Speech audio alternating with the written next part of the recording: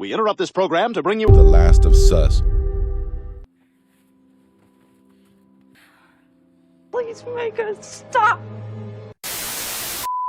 Everything about this show is sus, from the casting choices, dialogue, I'm gonna be a dad. and story beats to the set pieces. All of it feels fake, contrived, and like a parody of what it is supposed to be. Hell, even parodies of the show are better than it. The only thing impressive, and I mean only thing, at least for me, are the cordyceps infected individuals, or zombies for short. Their design is genuinely the only thing that wants to pull you in, but everything else about the show just brings you back to reality.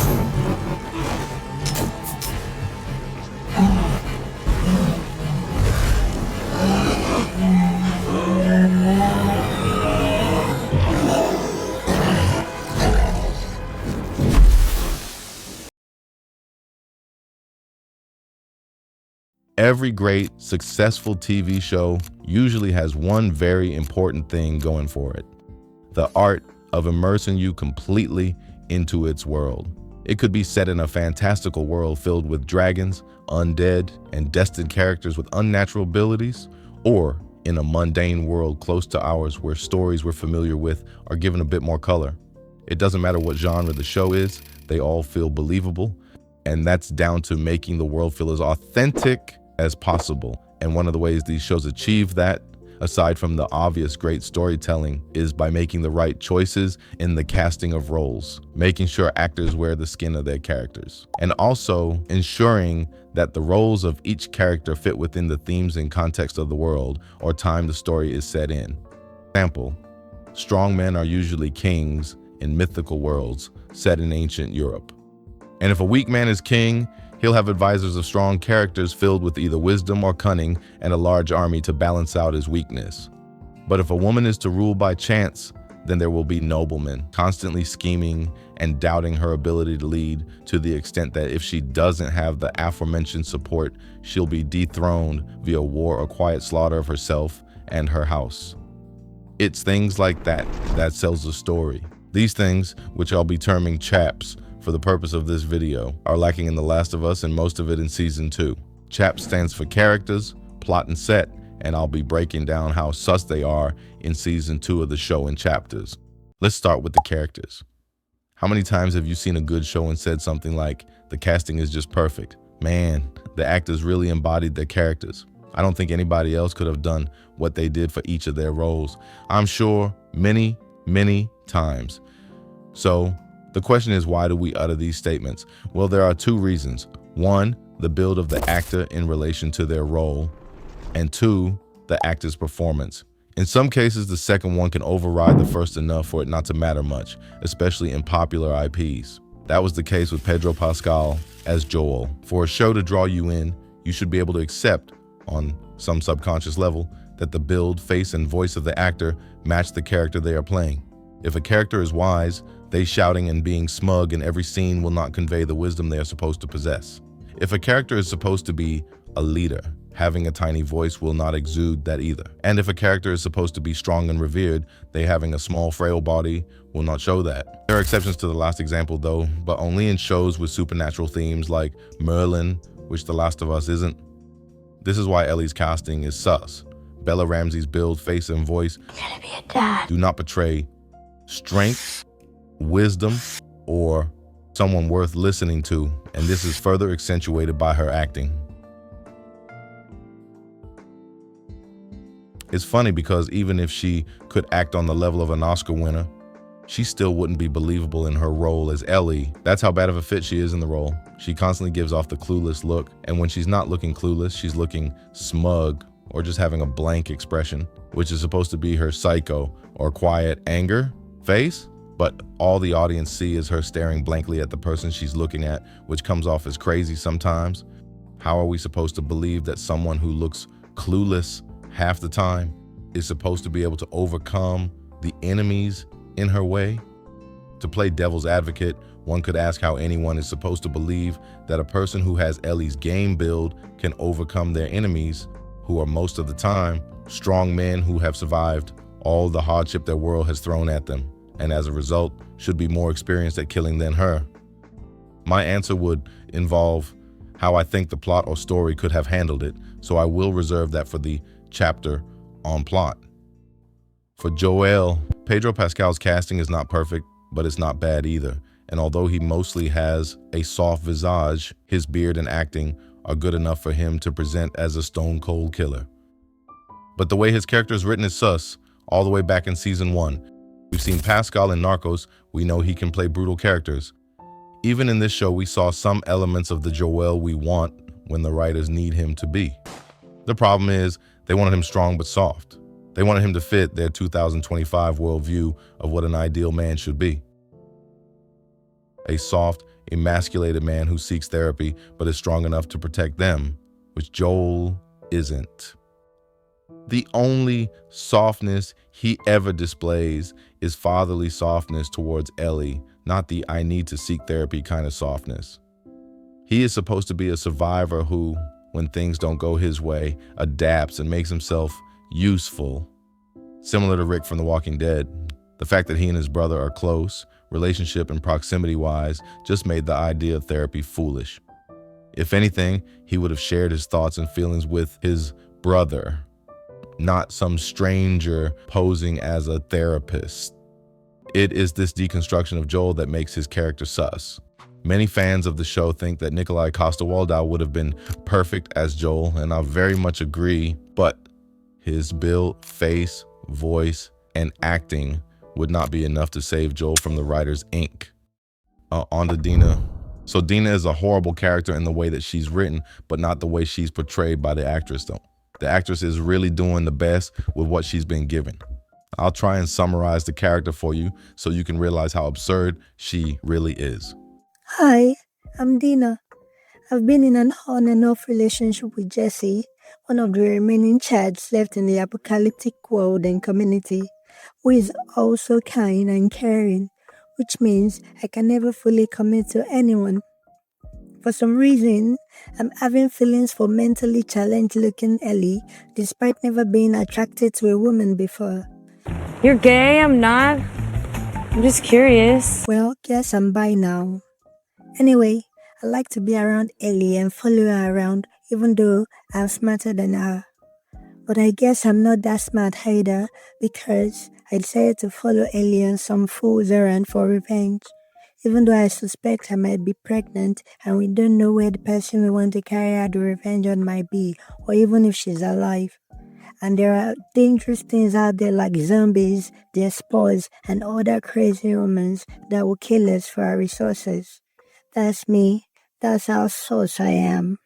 The other notable characters that completely kill the immersion, if you were ever immersed, are the sheer number of women leaders in this show, which makes no sense in a post-apocalyptic world where the Darwinian theory comes into full effect. Only the strong survive. Are we supposed to switch off our brains and believe that these smart, strong, muscular men will allow themselves to be ruled by women? The only way a woman can have any real influence in a world or time like that, realistically, is if she's with the leader, if she's very skilled at healing people, or if she's put in charge of the food. On rare occasions, she could prove herself enough like Michonne from The Walking Dead. But even for Michonne, we had to just kind of accept it because she was one of the OGs. Realistically, once Rick disappeared, the men would assemble under another man they deemed fit to lead. All of these fake characters, as I like to put them, are why The Last of Us cannot come close to greatness. It doesn't strive to make them authentic and compelling, and the audience instinctively knows it. If you are still watching, please take a moment to like and subscribe. It will really go a long way for my channel as a newbie on YouTube. All right, back to the sus. Next is the plot.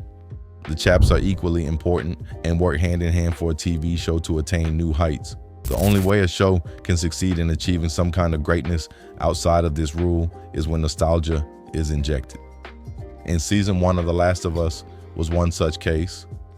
I'm sure everyone, bar the few contrarians that exist because humans are not a hive mind, agree that The Last of Us, the game, was a great game with a focus on storytelling. So if the story is the major reason why millions love the game, it only makes sense that when the game is adapted to another medium, millions of these fanatics will be willing to overlook frailties in the adaptation. especially if the bare minimum is achieved. A comparison that comes readily to mind for me is The Witcher.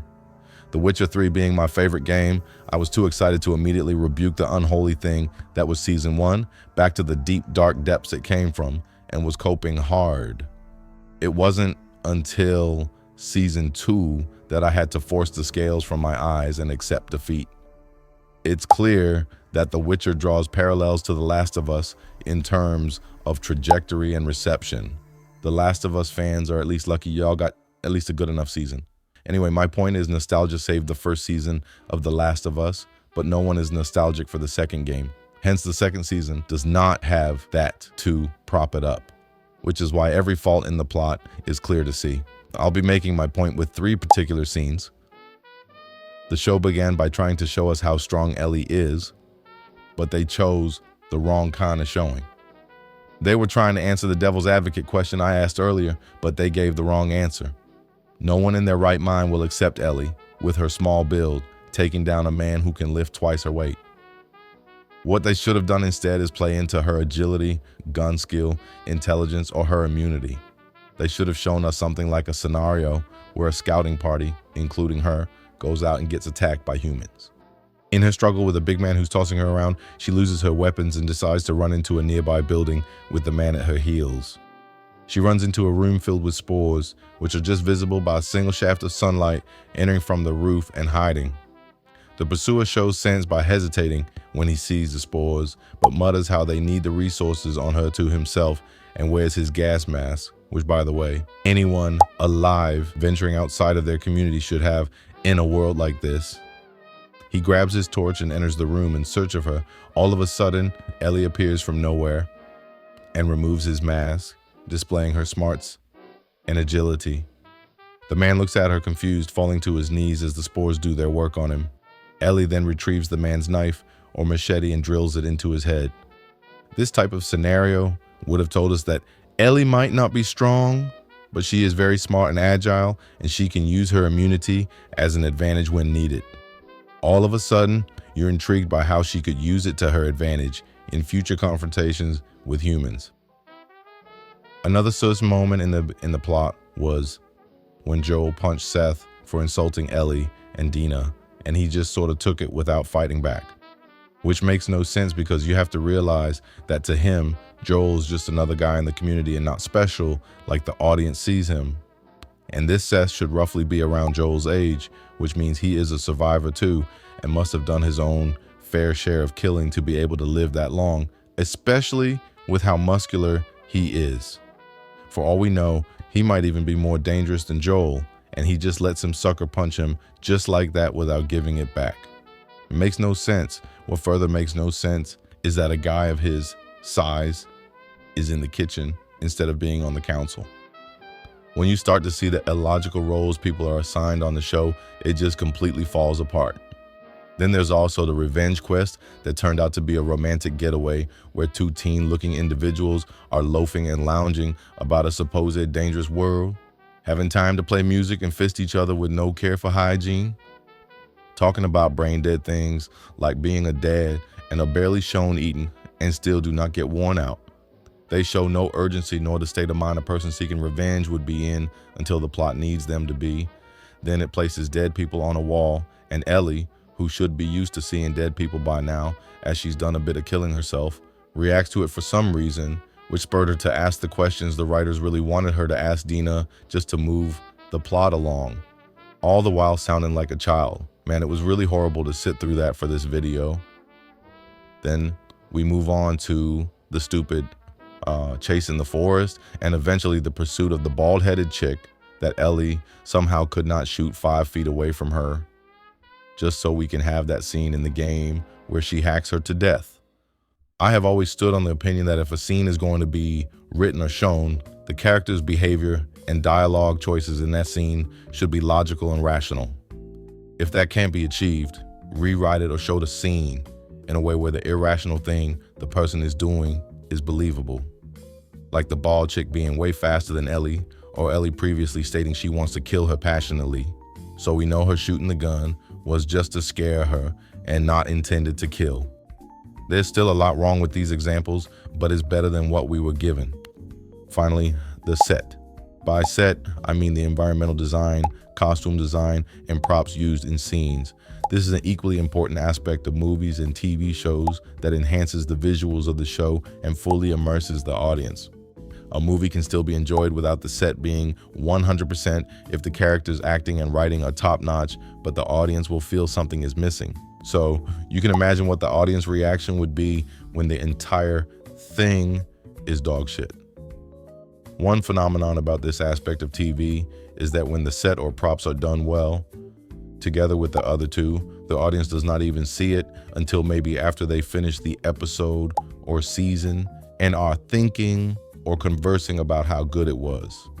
But in the moment, they escape into the world with the characters and nothing matters for 45 to 50 minutes. On the other hand, when everything about the show, including the set, is bad, like The Last of Us, failings start to become overwhelmingly visible. Things like characters remaining clean and dolled up despite riding across muddy terrains, fighting the infected and men, and crawling through dirty crevices start to bother you. You notice that Ellie and Dina barely eat or drink, and yet they remain at full strength even after covering long distances and fighting. You see the bodies of people against the wall for what it is, fake. You get irritated that places that should be filled with cobwebs and dust on account of nobody occupying them for a long time look pristine, and things like the set of what is supposed to be overgrown vines serving as a backdrop to Ellie playing the guitar to give it a bit of an artsy look will not be dismissed as coincidence as you might have if the show was great. All it will scream to you is fake, fake, fake, and that they are trying too hard. Kind of like the same situation in Game of Thrones Season 8. That shot where the dragon's wings aligned with Daenerys is cool, but it felt fake to fans because the whole season was bad. That's just how the human mind works. In a way, the amount of effort or attention to detail a show gives to its set is directly proportional to how great that show becomes. It speaks to how passionate the showrunner or director is about creating a believable world, and that will trickle down to the plot and the writing of the show being good and the actors performing well, because a passionate director will cast fitting, competent actors. Severance is an example of that. There is so much attention to detail in that show that even colors mean something in every scene you see them. Crazy? I know. Anyway, it's not a coincidence that we started seeing Starbucks cups on the set of Game of Thrones when the directors lost their passion for the show. Occurrences like that simply shows the fans they've stopped giving a fuck and do not care what's on set.